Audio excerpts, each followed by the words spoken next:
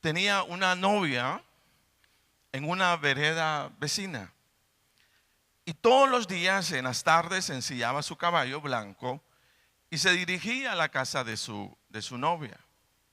Una tarde, como era de costumbre, iba en su inseparable caballo blanco hacia la casa de la novia, cuando le salió al encuentro una anciana de la congregación y le dijo: el Señor me ha enviado a decirte que no es su voluntad que te unas en matrimonio con esa joven.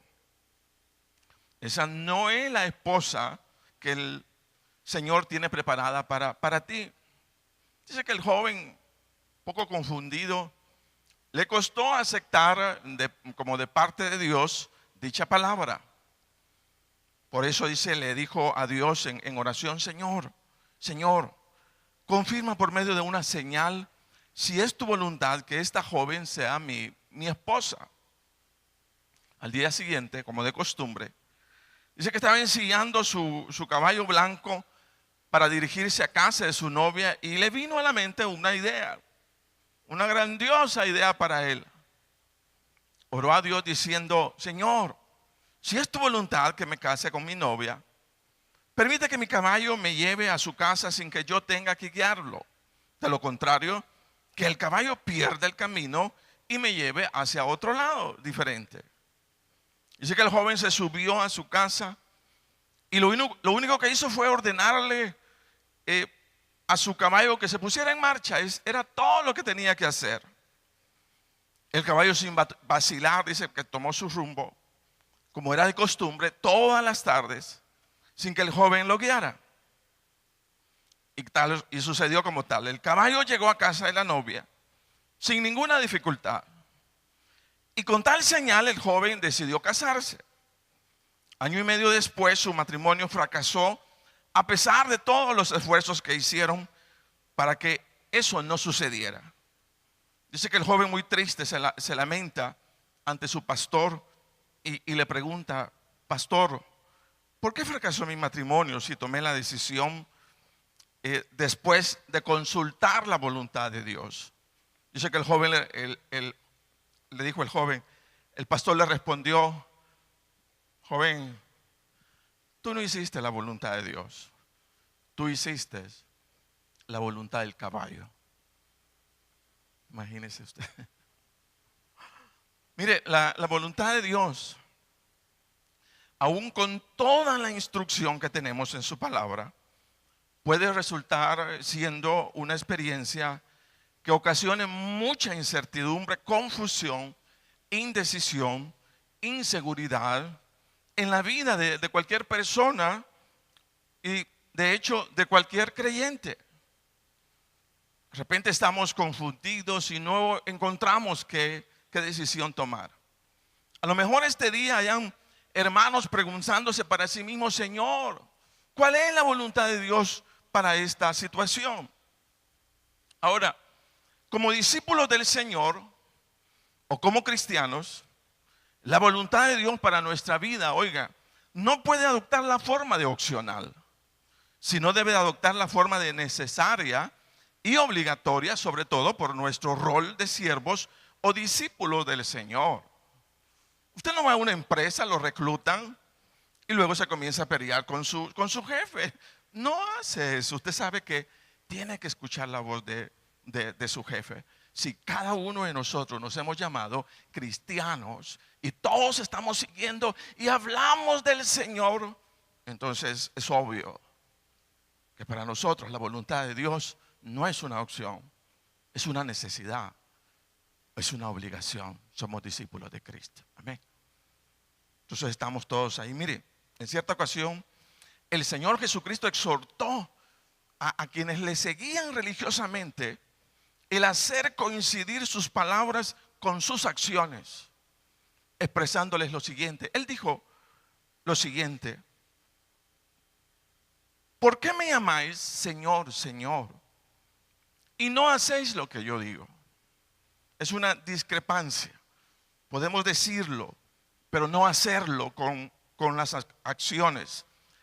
Esto significa nuevamente que para quienes hemos decidido llamar Señor, Señor a Jesucristo, su voluntad no es una opción, su voluntad es toda una responsabilidad. Es nuestra responsabilidad, óigase bien, que cuando estemos en el ambiente de trabajo, que cuando estemos en el ambiente de la iglesia, que cuando estemos en el ambiente de nuestra familia, cualquiera sea nuestro ambiente, vivimos bajo señorío. No hacemos lo que deseamos, no hacemos únicamente lo que queremos, sino que tenemos, fíjese bien, un estándar de vida que nos ha sido dada por nuestro Señor Jesucristo y lo seguimos. Y esa es nuestra vida. Usted va a gozarse, mire, tremendamente de hacer la voluntad de Dios. La voluntad de Dios no es una carga, no es una cosa pesada que la llevemos. No es así. El Señor llevó la cruz. Pero para nosotros la palabra de Dios es nuestra fuerza, es nuestra seguridad, es nuestro gozo, es nuestra alegría. En otras palabras, es nuestra vida eterna. Ahí está la palabra. Ahí está la vida eterna. En la palabra del Señor. Por eso la buscamos hacer. Porque ahí vamos a encontrar la presencia de nuestro Dios. Cuando Pablo escribió a los tesalonicenses, no solo les detalló, hermanos, la intención de su oración, como lo vimos el domingo pasado, sino también Pablo se propuso a través de dicha carta el poder enseñarles e instruirles de su fe. Recordemos que Pablo estuvo en Tesalónica aproximadamente 3 semanas y dice que les habló lo mismo. No les cambió el mensaje. La intención de Pablo al estar en Tesalónica fue demostrar que Jesús era el Cristo, que era el famoso dilema, la famosa duda que había en ese entonces. Pero Pablo se propuso, fíjese bien, que ellos captaran, entendieran que Jesús no era un simple profeta, no era una persona elocuente, no era eso, era verdaderamente el Hijo de Dios con ellos. Eso fue todo el mensaje. Pablo buscó instruir a los tesalonicenses y quisiéramos en esta mañana recordar las palabras de Pablo ahí en 1 Tesalonicenses 4, versículo 1, versículo 2. ¿Qué se propuso Pablo escribirle a los tesalonicenses? Oigan lo que dice la palabra. 1 Tesalonicenses 4:1 dice: por lo demás, hermanos, les pedimos encarecidamente en el nombre del Señor Jesús que sigan progresando en el modo de vivir que agrada a Dios, tal como lo aprendieron de nosotros. De hecho, ya lo están practicando. Ustedes saben cuáles son las instrucciones que les dimos de parte del Señor Jesús. Eso salió del corazón de Pablo. Por lo demás, hermanos, les pedimos encarecidamente en el nombre de Jesús que sigan progresando en el modo de vivir que agrada a Dios. Ahora la pregunta sería, como para entender el mensaje de Pablo, ¿qué es progresar? Dice el diccionario que progresar es la acción de ocuparse en mejorar, avanzar o agregar nuevos elementos de acción a la vida. Ahora Pablo no se quedó solo progresen, sino les dijo progresen en el modo de vivir que agrada a Dios. Y eso es básicamente la instrucción para cada uno de nosotros. A lo mejor Pablo nos hubiera dicho lo mismo: progresen, no se queden estancados, progresen, vayan. ¿Qué es lo que le decimos nosotros a nuestros hijos? Entonces, cuando nuestros hijos se quedan en la casa y no quieren ir a estudiar o cosas semejantes, siempre estamos diciendo progresen, supérense, desarrollen, vayan más allá. Y es lo mismo en la vida cristiana. Pero vea, dice progresar en el modo de vivir que agrada a Dios. Y ese es un desafío de todos los días. Todos los días podemos, fíjese, progresar, agregar elementos nuevos de acción a nuestra vida. Óigase bien, no para ser mejores nosotros, fíjese, solo, sino para agradar el nombre del Señor. Amén. Esa es la gran diferencia de los libros de superación. Los libros de superación dicen: tú, supérate, tú, engrandécete, tú, haz esto, tú. Pero se olvidan de Dios. Pablo dice, progresen, fíjese bien, progresen en el modo de vivir que agrada a Dios. Esa es la gran diferencia. Y como creyentes, vamos en esa ruta, vamos en esa dirección. Fíjese que en este consejo de Pablo supone que los creyentes o discípulos del Señor, hermanos, no debemos conformarnos con lo que ya hemos aprendido u obedecido del Señor, sino nuestro deseo de progreso debe llevarnos a la práctica de nuevas verdades que busquen agradar al Señor en nuevas áreas de nuestra vida. Al respecto, debemos hacer lo siguiente: lo que no estamos haciendo, buscar hacerlo, y lo que ya hacemos, buscar hacerlo con excelencia. Eso es. ¿Sí se capta? Lo que no hacemos, lo que no estamos haciendo, buscar hacerlo, y lo que ya hacemos, buscar hacerlo con excelencia. Fíjese bien.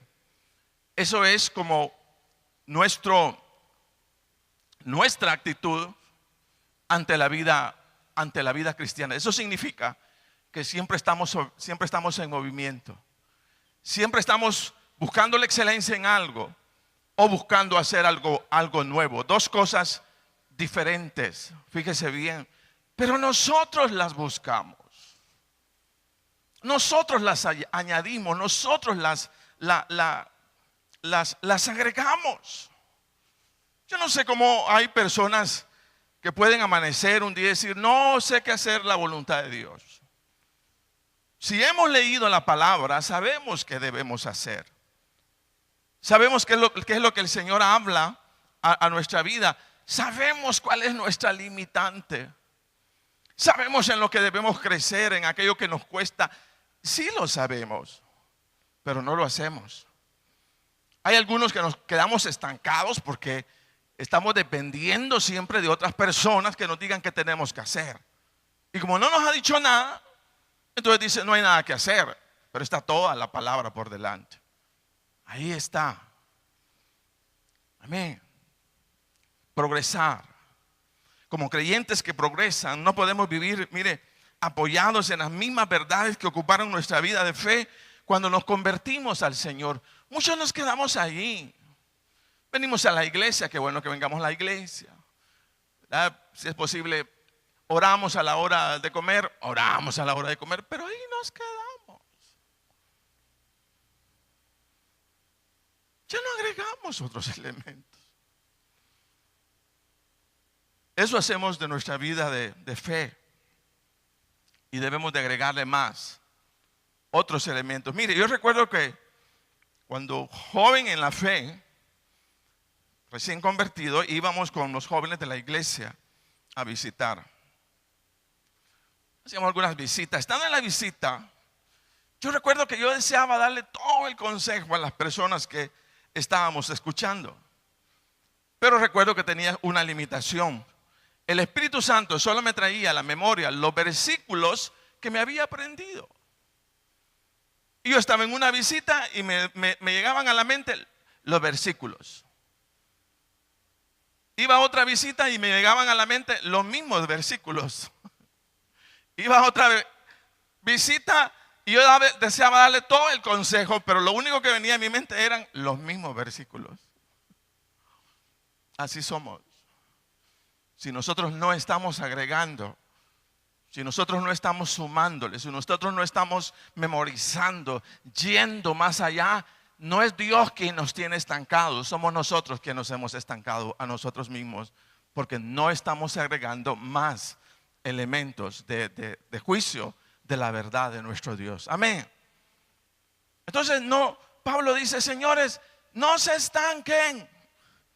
Señores, progresen. Ahora, todo nuestro cambio y progreso en nuestra vida de fe, quiero decirle, no ocurre sorpresivamente. Eso es un engaño. Si no ocurre, ocurrirá si voluntariamente decidimos poner en práctica nuevas verdades bíblicas. Por eso los cristianos o discípulos del Señor se nos demanda ese constante contacto con la palabra del Señor a fin de buscar nuevas imágenes mentales de nuevas verdades bíblicas que nos desafíen a la práctica. Hay que progresar, pero es nuestra decisión. Enfocamos, algo va a hablar Dios cuando comenzamos a leer la palabra. En algo nos va a empujar y decir, acá te falta, o aquí tenés que progresar. En algo Dios habla, en algo Dios dice. Y nosotros comenzamos a trabajar con nosotros mismos. Comenzamos a trabajarlo en nuestra vida. Entonces, ¿cuál es el desafío a la iglesia? ¿Cuál es el desafío? Hermanos, progresemos. Progresemos. Pongamos en prácticas nuevas verdades bíblicas en nuestra vida. Agreguemos, sumemos en el nombre de Jesús. Amén. Entonces, eso fue uno de las expresiones que Pablo usó. Ahora, en eso de progresar en la vida, dice que Pablo desafió a los tesalonicenses a buscar algo más. Pablo enfocó un área en la cual los hermanos de Tesalónica debían tener muy clara la voluntad de Dios para nuestras vidas, para sus vidas, de manera que no tuvieran ninguna confusión o fueran engañados en dicha verdad bíblica. Pablo quiso enseñarlos algo en lo cual tenían que progresar, algo en lo cual ellos debían hacer la voluntad de Dios en esa área específica. Y esa verdad tenía que ver, óigase bien, con la vida sexual del creyente. Pablo quiso enseñarles en esa área de fe y decirles cuál debería de ser la postura bíblica en relación a, en este caso, el área sexual. Y déjeme decirle que para toda área de la vida hay una postura. Y yo debo de buscarla en el Señor. ¿Por qué? Porque esa área tiene que ser mía. Yo tengo que apropiarme de ella en el nombre de Jesús. Porque ahí está mi vida. En la vida de Jesús está mi vida. Y tengo que apropiarme, fíjese bien, de ella. Entonces, Pablo quiso que ellos no fueran engañados ni tuvieran confusión en relación, óigase, a su vida sexual. Leamos la palabra del Señor. 1 Corintios 4:3.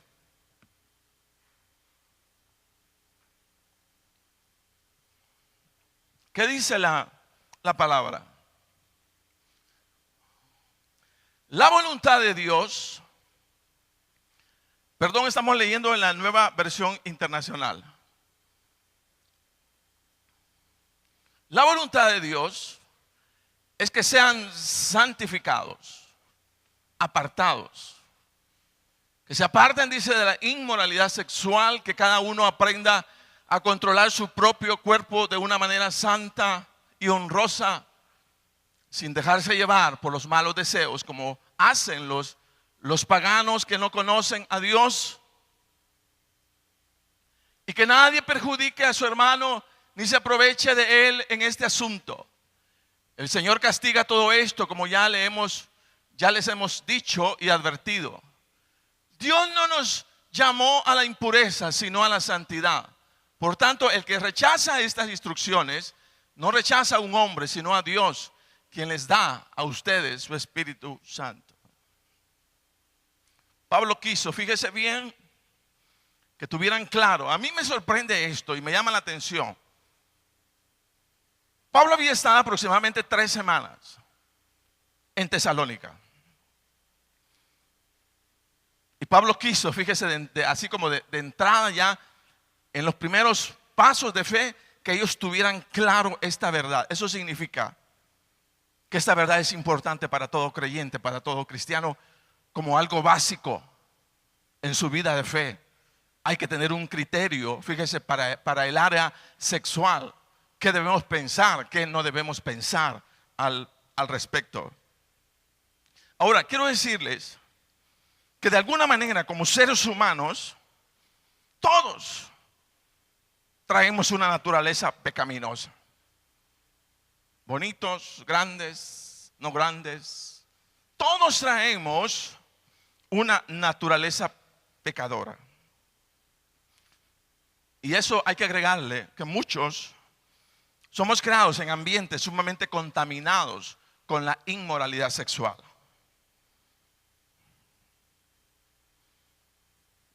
Y necesitamos ser instruidos. Yo les he contado que me tocó trabajar en un proyecto como CDI, pero en ese proyecto, uno de los talleres, o más bien de los proyectos a desarrollar internamente, era el reclutamiento de vidas de personas prostitutas, de jóvenes prostitutas. Y era risible y así como admirable la vida de sus hijos. Yo les he contado.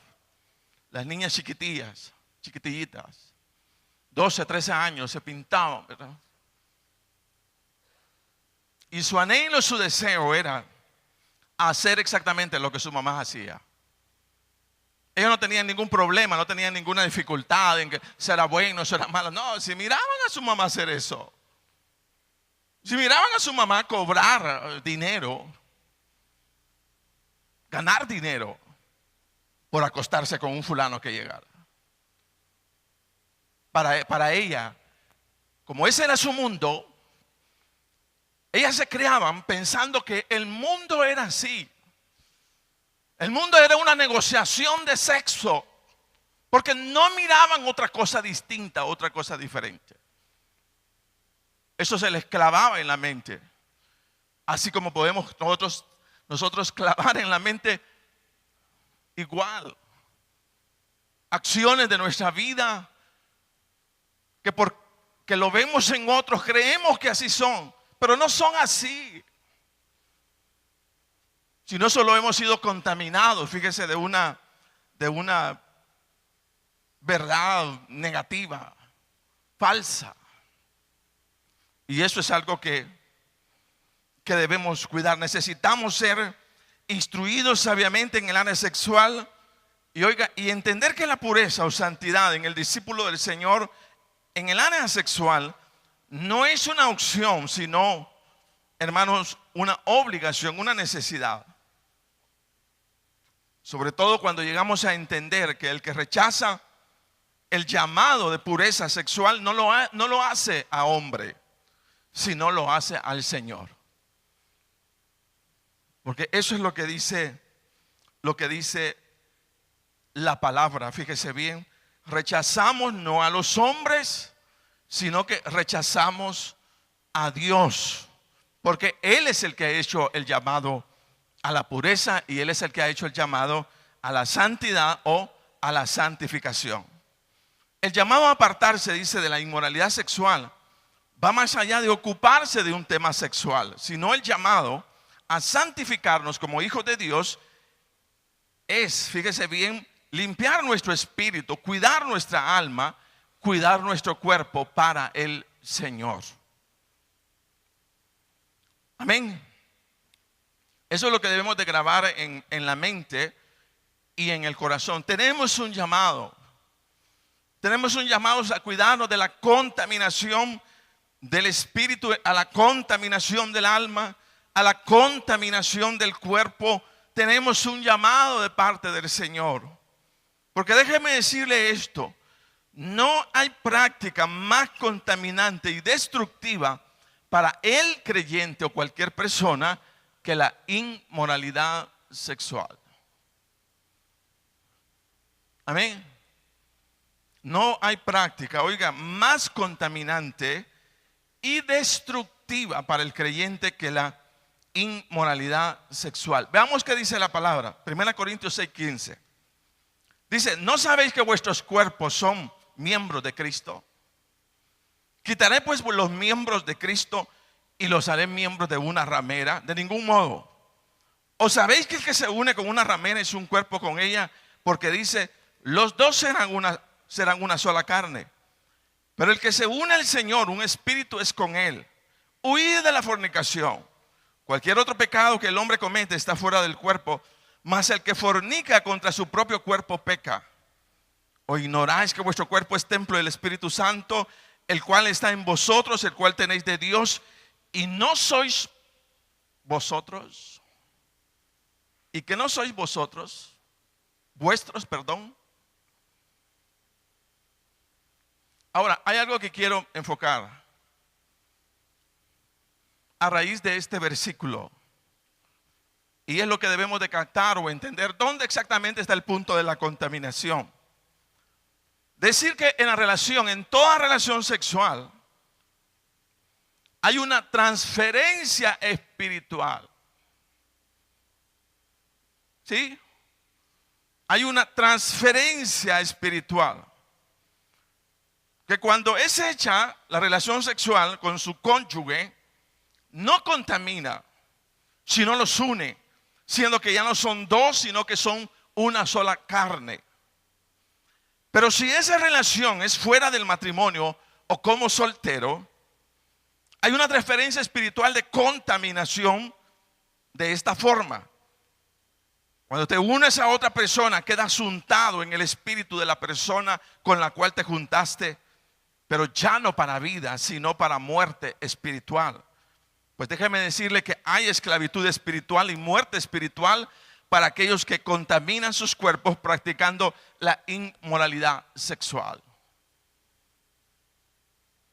Entonces, ¿cómo es eso de transferencia espiritual? Yo recuerdo que hubo un caso de un joven.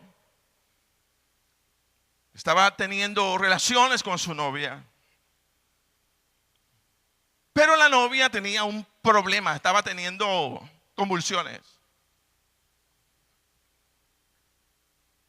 Ya tenían tiempo de estar juntos, pero a los días el joven, que no tenía nada que ver con las convulsiones, comenzó también a convulsionar. Exactamente el mismo cuadro clínico de esta persona, de esa novia, lo estaba teniendo él. Y eso es una figura como para captar o entender cuál es el grado de contaminación. Y de hecho la palabra lo dice. ¿O no sabéis? Dice que el que se une con una ramera es un cuerpo con ella. Unen su espíritu, se contaminan. Imagínense que usted, o más bien hay un adulterio, hay una relación sexual de adulterio. ¿Qué es lo que usted trae a su núcleo? ¿Qué es lo que trae usted a su relación con su esposo? Trae el espíritu de otra persona internamente.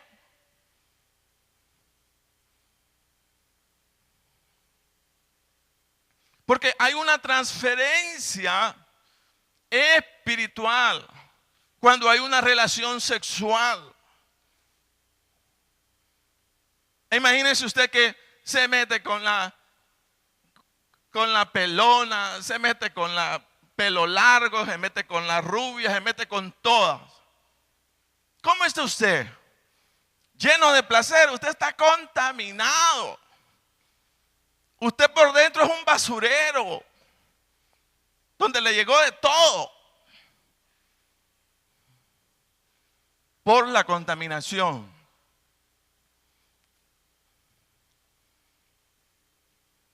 Espiritual.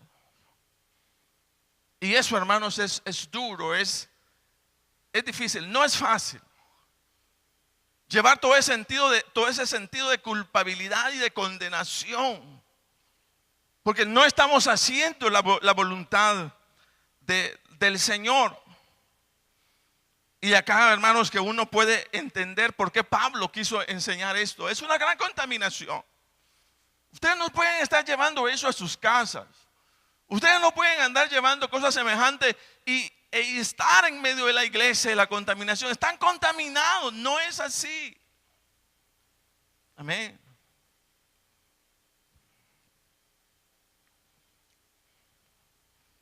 Aparte que hay esclavitud, mucha esclavitud. Pero ¿de qué manera manifiesto la esclavitud? Sería como el aspecto, de repente usted no puede alejar de su cerebro a aquella persona que no es su esposo. Y en el día, en la noche y a medianoche siempre está pensando, ¿qué es eso? ¿Qué es manifestación de qué? De contaminación. Y yo dice, ¿usted por qué no? Yo no me puedo librar de esta persona. Yo oro, hago acá. En el espíritu está contaminada. Entonces dice Pablo, adquieran como pueblo de Dios esta verdad. El pueblo de Dios no es un pueblo que se contamina sexualmente. El pueblo de Dios rechaza la inmoralidad sexual. Porque hay un espíritu de muerte en medio de ello. Llevas muerte a tu casa, llevas muerte a tu familia, llevas muerte a tu matrimonio.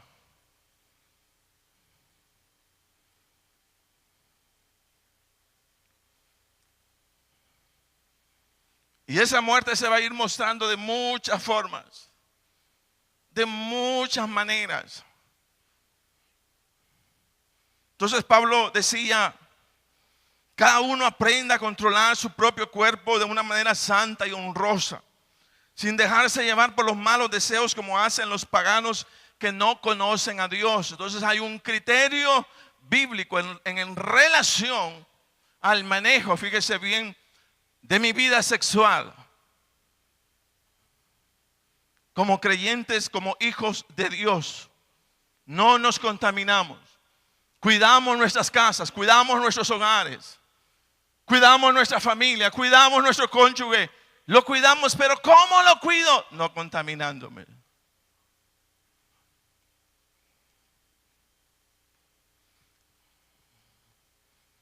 Ahora, yo le voy a dar una manera de cómo ayudarse a sí mismo al respecto. Una manera de controlar nuestros instintos o emociones que de hecho van a salir es aprender a razonarlos. No solo dejarse llevar por lo que sentimos, sino cuestionar lo que sentimos.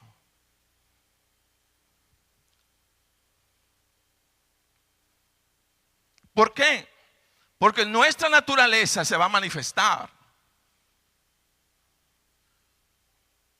A lo mejor el psicólogo no cristiano diría, dele libertad a sus emociones, satisfágalas, usted va a ser libre y se va a alegrar de la vida si usted le da libertad. Aunque sean malas.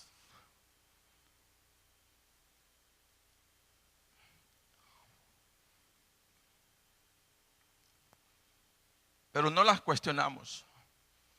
Y de hecho, hermanos, todos los programas hoy día que están por la televisión diciendo sí, no, respeten a aquel que está manifestando actitudes homosexuales o la mujer, denle libertad, no se metan.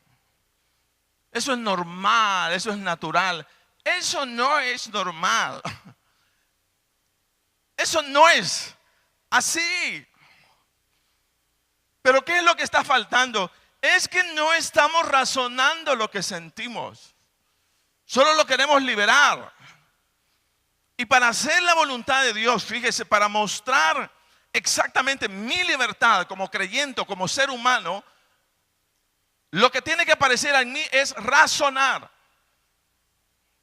Usted puede ver a una mujer y decir qué bonita esta mujer. Y a lo mejor es bonita, pero no la puedo desear. Ahora, puede venir el deseo de desear, puede venir desearla. ¿Qué hago con el deseo? Lo razono. Usted no lo justifica diciendo, pues si no lo deseo, ya no voy a ser hombre. No es la manera.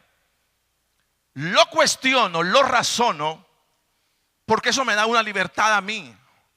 Cuando soy capaz, fíjese, de tener en mi vida las dos cosas, lo bueno y lo malo, y elegir, eso es ser libre. Ahora, si teniendo ambas opciones, bueno, yo sé que no puedo desear a esta mujer, o la puedo hacer, al final, es mi libertad. Pero ¿qué muestro ahí? Que no solo tengo dominio de mí mismo y que la voluntad de Dios no existe para mí. Amén. O sea, va a surgir. Va a surgir. Pero la madurez me lleva a cuestionar. ¿Y yo por qué estoy sintiendo esto? ¿Por qué estoy haciendo esto?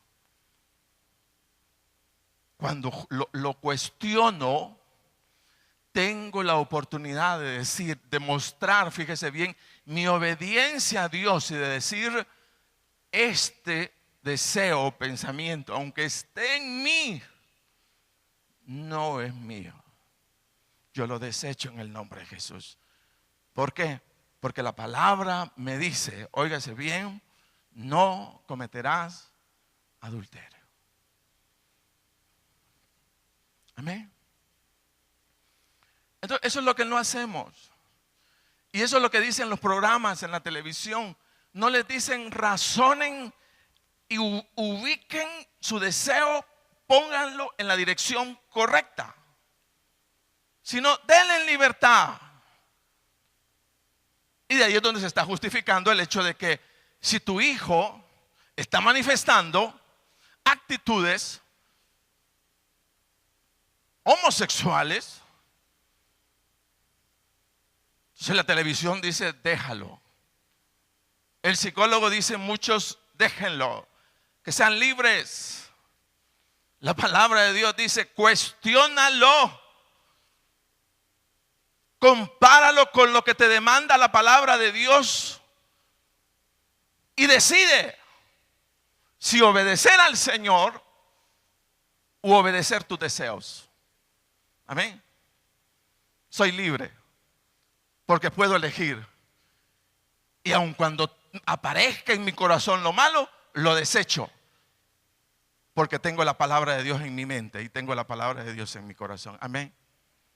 ¿Sí puedo explicar, hermanos, cómo hacerlo? No solo lo siento, lo siento y lo siento y lo siento y lo siento y lo siento, pero no lo cuestiono.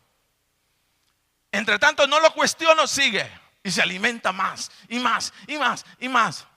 Cuando lo cuestiono, yo le pongo paro y yo digo, esto no es la voluntad de mi Dios. Razonar, la clave es razone lo que siente, no lo justifique. Si usted le justifica, entonces, sí, hijo, ¿verdad? Tus mañas y tus mates, yo voy a orar para que el Señor te las desarrolle. No. Usted se sienta con su hijo y le dice, hijo, algo está pasando. Algo te desvió tu mente, algo te desvió tu corazón. Pero tus actitudes no son correctas. Y tenemos que trabajar en ellas. Amén. La jovencita, y mira, mami, yo no me siento atraído por los hombres. Yo me siento atraído por las mujeres. Eso es del Señor, hija. Son tus sentimientos, tus emociones que te están guiando a la verdad, dice. ¿Cuál verdad? Entonces la verdad, por eso decimos la verdad, la cogemos de acá, ¿verdad? Y buscamos traerla al corazón. ¿Cómo la traemos al corazón? Razonándolas. ¿Será mi sentimiento adecuado? ¿Será mi sentimiento inadecuado? ¿Por qué viene esto a mí? Tu naturaleza pecaminosa se va a manifestar. ¿Lo tengo que hacer? No lo tienes que hacer, porque tú eres un obediente de la palabra del Dios Todopoderoso. Y puedes orar y clamar y decir: Dios, ¿verdad? Ese deseo, esa compulsión, ¿verdad? Esa imagen de esa persona que no es mi cónyuge, tiene que salir de mi mente, tiene que salir de mi corazón. Pero si usted sale diciendo: yo creo que no se me quita de mi mente, porque es la voluntad de Dios que yo lo haga. Y uno se queda: ¿qué? No puede ser. Amén. Lo sacamos, lo razonamos. ¿Para qué? Para sacarlo en el nombre de Jesús. ¿Sí? Esa es una forma. Pero no busco. Y aparte de eso que usted le agrega, mire, y el enemigo se va a aprovechar. Va a comenzar usted a tener sueños.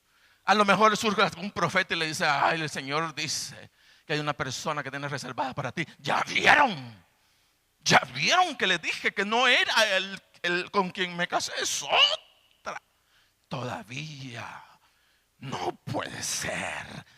Por eso decimos: no nos apoyemos. Tengámonos miedo a nosotros mismos. Porque la verdad es esta. No mi corazón. La verdad está acá, en la palabra del Señor. Amén. Bueno.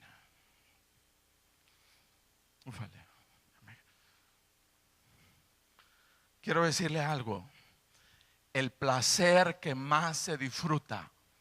¿Cuál es el placer que más se disfruta? El que tiene la bendición de Dios. Porque Dios no te ha dicho, tampoco nos dice: cásate. Cásate, dice el Señor. Está bien, tienes deseos, sí. Cásate. Pero no te cases, Juanito, con el otro Juan. No, tampoco. Cásate. Hombre, cásate con una mujer. Mujer, cásate con un hombre. Pero no con el hombre de la vecina tampoco. Amén. Tal vez no sea muy espiritual para muchos, pero hay que razonar. ¿Cómo salir? Razone. Si lo siente, razónelo y póngalo en la posición correcta. Esto no es del Señor. Amén. Esto no es del Señor. Quiero decirle que a lo mejor la inmoralidad sexual sea uno de los placeres que las personas más disfruten. Pero quiero decirles que es igual. Viene a ser el pecado con más consecuencias, con las consecuencias más trágicas y más dolorosas que tú te puedas imaginar. Así como lo oye. ¿Es lo que más se disfruta? Sí. Pero es el pecado con más tragedia, como no puedas imaginar. Oiga, yo solo les voy a leer lo que dice la palabra. Proverbios 5:3. De los labios de la mujer, de los labios de la adúltera, fluye miel. Su lengua es más suave que el aceite. ¿Verdad que cómo se destapa toda la pasión? Pero al fin resulta, oiga, más amargo que la hiel y más cortante que una espada de dos filos. Sus pies descienden hasta la muerte, sus pasos van derecho al sepulcro. No toma ella en cuenta el camino de la vida, sus sendas son torcidas y ella no lo reconoce. Pues bien, hijo mío, préstame atención y no te apartes de mis palabras. Y oiga lo que dice: aléjate de la adúltera, no te acerques a la puerta de su casa, para que no entregues a otro tu vigor ni tus años a gente cruel, para que no sacies con tu fuerza a gente extraña, ni vayan a dar en casa ajena tus esfuerzos, porque al final acabarás por llorar cuando todo tu ser se haya consumido. Vas a gozar, pero vas a llorar mucho. Amén. Oiga, Proverbios 7:24 dice: así que, hijo mío, escúchame.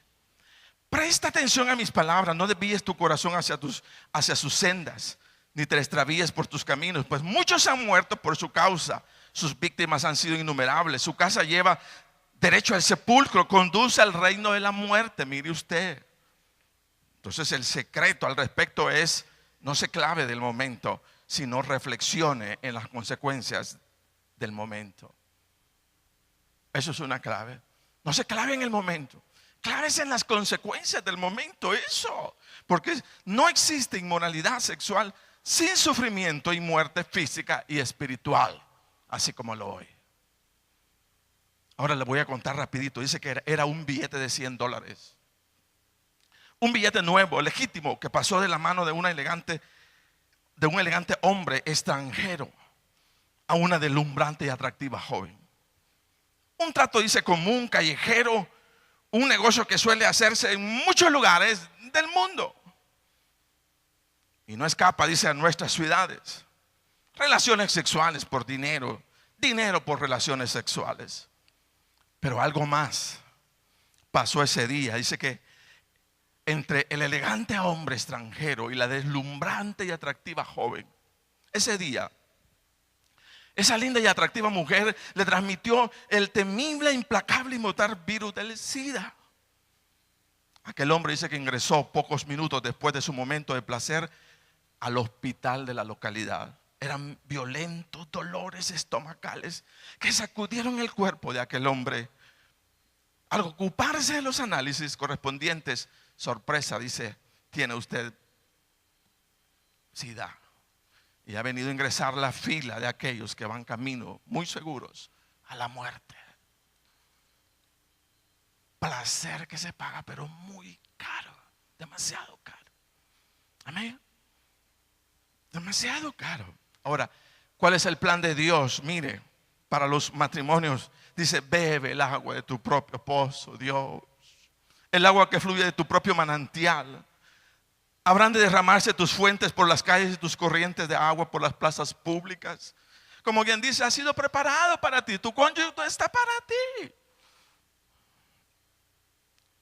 Son tuyas, solamente tuyas. Y no para lo que, y no para que las compartas con extraños.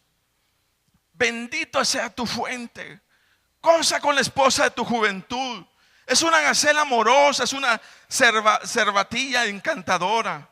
Que sus pechos te satisfagan siempre, que su amor te cautive todo el tiempo. Porque, hijo mío, dejarte cautivar por una mujer adúltera. ¿Por qué abrazarte al pecho de una mujer ajena? Nuestros caminos están a la vista del Señor. Él examina todas nuestras sendas. Al malvado lo atrapan sus malas obras. Las cuerdas de su pecado lo aprisionan. Morirá por su falta de disciplina. Perecerán por su gran insensatez. Amén. Un gran placer, pero con resultados. Entonces el placer que más se disfruta es aquel que tiene la bendición del Dios Todopoderoso. Amén. Ahora podemos ser libres en el nombre de Jesús. Cuando Dios o el Señor lo trajeron a aquella mujer adúltera, Él dijo: ni yo te condeno, vete y no peques más. Hermanos, si hay alguna relación que estorbe tu casa, que estorbe la relación con tu cónyuge, eso no es de Dios. Y podemos ser libres en el nombre de Jesús. Oiga esta palabra: volví entonces mi atención hacia el conocimiento para investigar e indagar acerca de la sabiduría y la razón de las cosas. Me di cuenta de la insensatez, de la maldad y de la locura de la necedad. Y encontré algo, oiga esta expresión: y encontré algo más amargo que la muerte. ¿Ustedes se han puesto a pensar en eso? Más amargo que la muerte. ¿Qué puede haber más amargo que la muerte? Y oiga lo que dice: y encontré algo más amargo que la muerte, a la mujer o al hombre, que es una trampa, que por corazón tiene una red y por brazos tiene cadenas. Mire, quien agrada a Dios se librará de ella, pero el pecador caerá en sus redes. ¿Se ha puesto a pensar usted? Esa relación sexual, eso que tiene tanto placer, y la palabra dice, es más amargo que la muerte.